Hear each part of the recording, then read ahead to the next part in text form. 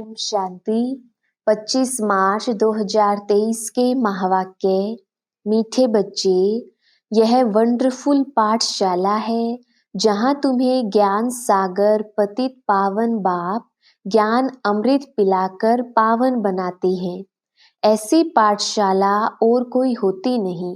प्रश्न, बाप की कौन सी एक राय स्वीकार करो तो बाप हर पल तुम्हारा मददगार है। उत्तर, बाबा राय देते बच्चे, तुम जिनके मुआफिक मुझे याद करते रहो। खाते पीते चलते बुद्धि योग मेरे में लगाओ और सब तरफ से बुद्धि हटाते जाओ। तुम बाप और स्वर्ग को याद करने की सेवा करो। यही तुम्हारी मदद है। यह याद ही तुम्हें स्वर्ग का मालिक बनाएगी। यही सस्ता सौदा है। हिम्मत रखो तो बाबा हर पल तुम्हारा मददगार है। हिम्मते मर्दा मददे खुदा। गीत मुझको सहारा देने वाले। ओम शांति। बच्चों ने गीत सुना। यह बच्चे बच्चे कहने वाला कौन है? जरूर बच्चा कहने वाला बाप ही है। यूं तो दुनिया भी जानती है कि बच्चे कहने वाला एक तो है परम पिता, जिसको परम आत्मा यानी परमात्मा कहा जाता है। तुम सब बच्चे हो। तुम बच्चे मनुष्य से देवता बनने के लिए इस पाठशाला में पढ़ते हो। तुम जानते हो कि हमको बेहद का बाप पढ़ाते हैं। वह बाप भी है तो टीचर भी है। माता पिता के बहुत बच्चे हैं। बच्चे तो बहुत वृद्धि को पाते जाएंगे। परमपिता परमात्मा बैठ पढ़ाते हैं। यह वंडर है ना। ऐसी वंडरफुल विचित्र पाठशाला दूसरी कोई होती नहीं। बच्चे जानते हैं ज्ञान सागर जो पतित पावन है, वही ज्ञान अमृत पिलाकर पावन बनाती है। गाते भी हैं पतित पावन आओ। तो जरूर यह पतित दुनिया है और पावन दुनिया भी है। नई दुनिया नए घर को पावन कहेंगी, फिर वही घर पुराना होना ही है। तो बच्चे जानते हैं यह पुरानी दुनिया है, नई दुनिया थी, वहां बहुत सुख था। बच्चों ने गीत सुना। वह तो सिर्फ भक्ति मार्ग में गाते हैं। तुम तो अब प्रैक्टिकल में हो। भक्ति मार्ग के गीतों को हम ज्ञान में ले आते हैं। तुम बच्चे जानते हो बाप सभी को वापस लेने लिए आए हैं। पतित पावन है तो पावन बनाकर ले जाएंगे। ऐसे ऐसे अपने से बातें करनी है। यह जरूर पतित दुनिया है। पावन देवताओं को व पावन सन्यासियों को पतित मनुष्य नमन करते हैं, परंतु पतित पावन बाप एक ही है। सभी उस पावन बनाने वाले को याद करते हैं, क्योंकि सारी दुनिया को दुख से लिबरेट करना है। यह बाप का ही काम है। दुख कौन देते हैं? विकार। विकारों का नाम क्या है? काम का भूत, क्रोध का भूत, अशुद्ध अहंकार का भूत। शरीर को भी भूत कहा जाता है, क्योंकि 5 भूतों का बना हुआ शरीर है। आत्मा तो इनसे न्यारी है।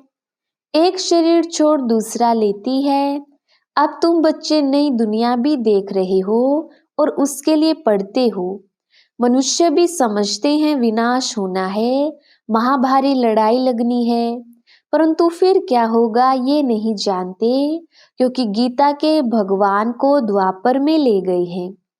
राजयोग तो गीता के भगवान ने सिखलाया, श्री कृष्ण तो सिखला ना सके। गीता में श्री कृष्ण का नाम डाल उनको द्वापर में ले गए हैं। यह है मुंझारा। हम तुम भी इस मुंझारे में थे, अब निकल आए हैं।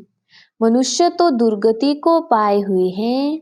हम अब ज्ञान से सदगति दिन में जा रहे हैं। बाप कहते हैं मैं ज्ञान सागर हूँ और कोई भी ज्ञान दे ना सके। ज्ञान सागर एक को ही कहा जाता है, फिर उनसे ज्ञान गंगाएं निकलती हैं। शिव शक्ति ज्ञान गंगाएं कहा जाता है। वह है पानी की गंगा जो बहती रहती है। ऐसे तो नहीं पानी की गंगा जहाँ चाहे वहां जा सकती है, नहीं। तुम ज्ञान गंगाएं जहाँ चाहे वहाँ जाकर ज्ञान दे सकती हो। वहाँ ही ज्ञान गंगा प्रकट हो जाती है। वह फिर समझते हैं फलानी जगह गंगा निकली, फिर एक गौमुख बना देते हैं। वास्तव में गौमुख तो तुम बचिया हो। तुम गौ के मुख से यह ज्ञान निकल रहा है। तुम हो ज्ञान सागर से निकली हुई सच्ची सच्ची गंगाएं। तुमको सृष्टि चक्र के आदि मध्य अंत का नॉलेज समझाया जाता है। बाप को ही नॉलेजफुल कहा जाता है। वही वर्ल्ड ऑलमाइटी सर्वशक्तिमान है। वह सब वेदों ग्रंथों को जानते हैं, सबका सार समझाते हैं। हर एक धर्म का शास्त्र एक ही होना चाहिए। जैसे श्रीमद् भगवत गीता एक है, बाइबल एक है। इब्राहिम ने आकर इस्लाम धर्म स्थापन किया, फिर उनके पीछे आते जाते हैं। वह जो उच्चारण करते हैं उनका फिर बाद में धर्म शास्त्र बनाते हैं, फौरन नहीं बनाते हैं। उसी समय तो उनको धर्म की स्थापना करनी है। वह सब शास्त्र बाद में बनाते हैं। उसी समय तो उनको धर्म की स्थापना करनी है। वह सब शास्त्र बाद में बनाते हैं। बाप कहते हैं यह वेद शास्त्र जप तप आदि सब है भक्ति कलट। यह है ज्ञान कलट। भक्ति की आयु अभी पूरी होती है, फिर बाप आकर ज्ञान दे पतितों को पावन बनाते हैं। अब तुम जानते हो अभी हम सो ब्राह्मण हैं, फिर हम सो देवता बनेंगे। 84 जन्मों का पूरा हिसाब किताब बुद्धि में है। अभी हम ब्रह्मामुख वंशावली ब्राह्मण हैं। पहले हम शूद्र कुल के थे, अभी हम ब्राह्मण कुल के बने हैं। यह भी तुम ब्राह्मण ही जानते हो। देवी देवता धर्म वाले तो कोई है नहीं। हिंदू थोड़े ही जानते हैं कि हम असुल देवी देवता कुल के थे, अभी हम शूद्र कुल के हैं। अपने धर्म को भूल धर्म भ्रष्ट कर्म भ्रष्ट कंगाल बन पड़े हैं। अभी बाप द्वारा तुम बच्चों ने हम सो हम का अर्थ समझा है। हम सो आत्मा परमधाम की रहवासी हैं। यहाँ आकर पाठ बजाते हैं। पहले पहले हम सतयुग में देवता कुल में आए, फिर वैश्य शूद्र कुल में आए, फिर जाएंगे देवता कुल में। तुम जानते हो कितने जन्म किस कुल में रहेंगे। बाकी बाबा एक एक जन्म का तो नहीं बैठ बताएंगे, नटशेल में बताते हैं। बीज और झाड़ को जानो बस। बाप बीज रूप है, हम कल्प वृक्ष के भांति हैं। हम परमधाम से आए हैं पाठ बजाने। सतयुग से लेकर चक्र लगाया, फिर और धर्म वाले फलाने फलाने समय पर आते हैं। फिर जब विनाश होता है तो सब आत्माएं वापिस जाती हैं। फिर अपने अपने समय पर नंबरवार आती हैं धर्म स्थापन करने। यह सब राज तुम्हारी बुद्धि में है। बच्चे कहते हैं बाबा आप जो पढ़ाते हैं उससे हम स्वर्ग के मालिक बनते हैं। आप जैसा सुख और कोई नहीं दे सकते। मनुष्य मात्र तो सब अल्पकाल सुख देने वाले हैं, वह तो जानवर भी देते हैं।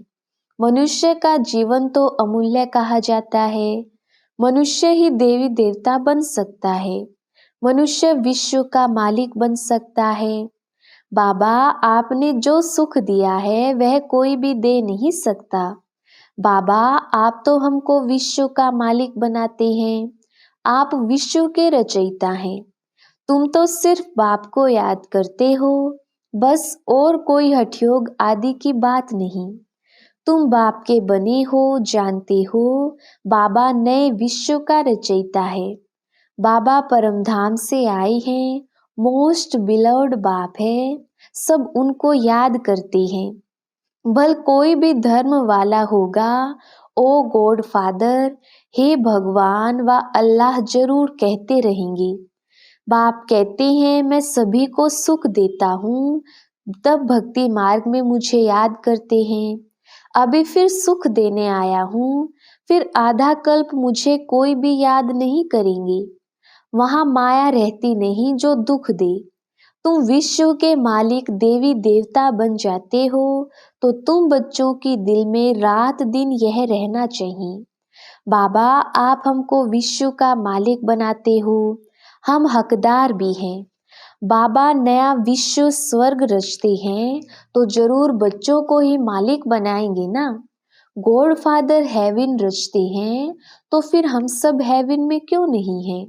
सभी हेवन में हो तो हेल होवे नहीं। यह तो हार जीत सुख दुख का खेल है। नई दुनिया फिर पुरानी बनती है। नया कौन बनाते पुराना कौन बनाते, यह सृष्टि चक्र कैसे फिरता है ये बुद्धि में रहता है। सत्युग त्रेता में है सूर्यवंशी चंद्रवंशी, फिर द्वापर में और धर्म इमर्ज होते हैं। जो जिस प्रकार कल्प पहले हुआ है वैसे ही फिर रिपीट होना है।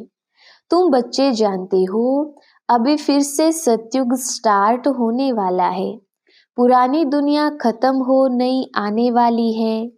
मनुष्य समझते हैं यह दुनिया अजून पुरानी होती ही रहेगी, बहुत समय पड़ा है। बाप कहते हैं तुम घोर अंधियारे में हो, विनाश सामने खड़ा है। मैं आ गया हूँ पतित दुनिया को पावन दुनिया बनाने। आगे तो कोई था ही नहीं। अभी ब्रह्मा मुख से संतान पैदा होते जाते हैं। प्रजापिता ब्रह्मा के जरूर अनेक बच्चे होंगे जो बैठ पड़ते हैं, जिनको फिर देवता बनना है। जो बाप से प्रतिज्ञा करते हैं पवित्र बनते हैं और स्वदर्शन चक्रधारी बनते हैं, वही राज्य भाग्य लेंगे। सब तो नहीं लेंगे, बाकी सब अपना अपना हिसाब किताब चुकतू कर वापिस जाएंगे। बाबा देवता धर्म की फिर से स्थापना कर रहे हैं और सभी धर्म विनाश होने हैं। महाभारी लड़ाई भी सामने खड़ी है। यह हिस्ट्री ज्योग्राफी का राज गीता का भगवान बैठ समझाते हैं। भगवान की महिमा अलग, श्री कृष्ण की महिमा अलग है। श्री कृष्ण को मनुष्य सृष्टि का बीज रूप वर्ल्ड आलमाइटी अथॉरिटी नहीं कहेंगे। वर्ल्ड आलमाइटी अथॉरिटी एक है। सूर्यवंशी की महिमा अलग है, चंद्रवंशी की महिमा अलग है, वैश्य और शूद्रवंशी की महिमा अलग है। हर एक की महिमा अपनी है। चीफ मिनिस्टर है, गवर्नर गवर्नर है। सब एक समान थोड़े ही हो सकते हैं। यह सब समझने की बातें हैं। मनुष्य थोड़े ही जानते हैं कि तुम भारत को स्वर्ग बनाते हो। तुम अपने लिए राज्य स्थापन कर रहे हो गुप्त रीति और नॉन वायलेंस से। ना काम कटारी की हिंसा, ना हाथ पांव चलाने की, ना गोली मारने की हिंसा। तुमको कोई हथियार आदि नहीं उठाना है। तुम ब्राह्मण जानते हो हम बाबा की मदद से कल्प पहले मुआफिक भारत को फिर से हीरे जैसा बना रहे हैं। यह है रूहानी सेवा। मनुष्य तो जिस्मानी सेवा करते हैं। हम बाबा की श्रीमत से श्रेष्ठ बन रहे हैं। बाकी सब मनुष्य मत से भ्रष्ट ही बनते जाते हैं। नीचे उतरना है जरूर।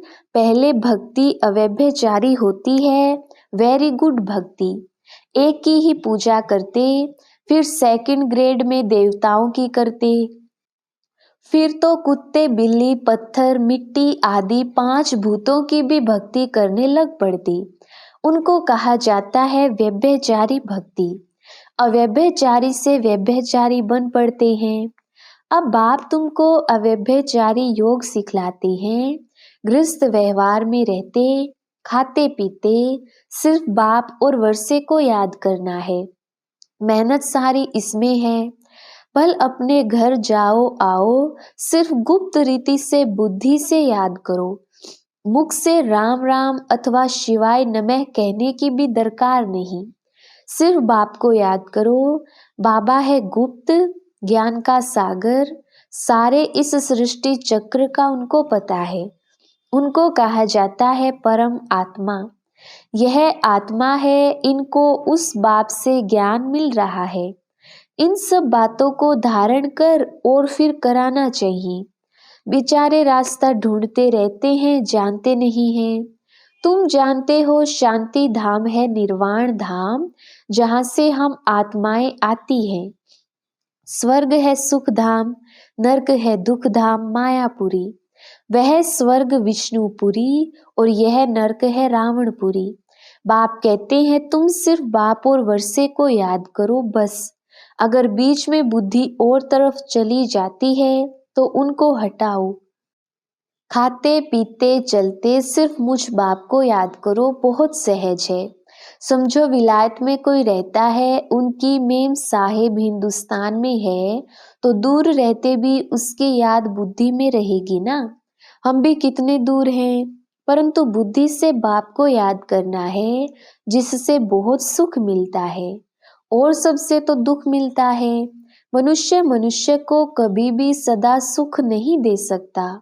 बाप कहते हैं जिन के मुआफिक याद करते रहो, बस बाप और स्वर्ग को याद करो, यही हमारी सेवा करो। हम तुम्हारी सेवा करते हैं याद कराने की, तुम फिर याद करने की सेवा करो। यह राय अंगीकार स्वीकार करो, यही तुम्हारी मदद है। हिम्मते मर्दा मददे खुदा, यह याद ही तुमको स्वर्ग का मालिक बनाएगी। कितना सस्ता सौदा है। वो गुरु लोग तो बहुत धक्के खिलाते हैं। एक ही सतगुरु जब आते हैं तो फिर कोई गुरु करने की दरकार नहीं रहती। गुरु पना ही निकल जाता है, सभी सद्गति को पा लेते हैं। एक सतगुरु के आने से फिर अनेक गुरु करने की रस्म रिवाज आधा कल्प के लिए निकल जाती है। फिर भक्ति मार्ग में वह रस्म चलती है। सतयुग में गुरु कोई होता नहीं, वहां अकाले मृत्यु कभी होता नहीं। हेल्थ वेल्थ और हैप्पीनेस 21 जन्मों के लिए मिलती है, ऐसे और कोई दे ना सके। तुमको बाप द्वारा ही हेल्थ वेल्थ और हैप्पीनेस मिलती है, बाकी सब निर्वाण धाम में चले जाते हैं। अच्छा, मीठे मीठे सिकिलधे बच्चों प्रति माता पिता बाप दादा का याद प्यार और गुड मॉर्निंग। रूहानी बाप की रूहानी बच्चों को नमस्ते। हम रूहानी बच्चों की रूहानी बाप दादा को याद प्यार गुड मॉर्निंग और नमस्ते जी। धारणा के लिए मुख्य सार। पहला पॉइंट, श्रीमत पर भारत को हीरे जैसा बनाने की रूहानी सेवा करनी है। गुप्त रीति से बाप को याद कर श्रेष्ठ बनना है। दूसरा पॉइंट, अपने आप से बातें करनी है, रूह रिहान करना है। बाबा, आपने जो सुख दिया है वह कोई दे नहीं सकता। बाबा, आपकी पढ़ाई से हम विश्व का मालिक बनते हैं। आप नई सृष्टि रचते हो, उसके हम हकदार हैं। वरदान, भ्रुकुटी की कुटिया में बैठ अंतर्मुखता का रस लेने वाले सच्चे तपस्वी मूर्त भव। विस्तार, जो बच्चे अपने बोल पर कंट्रोल कर एनर्जी और समय जमा कर लेते हैं, उन्हें स्वतः अंतर्मुखता के रस का अनुभव होता है। अंतर्मुखता का रस और बोलचाल का रस, इसमें रात दिन का अंतर है। अंतर्मुखी सदा भ्रुकुटी की कुटिया में तपस्वी मूर्त का अनुभव करता है। वो व्यर्थ संकल्पों से मन का मौन और व्यर्थ बोल से मुख का मौन रखता है।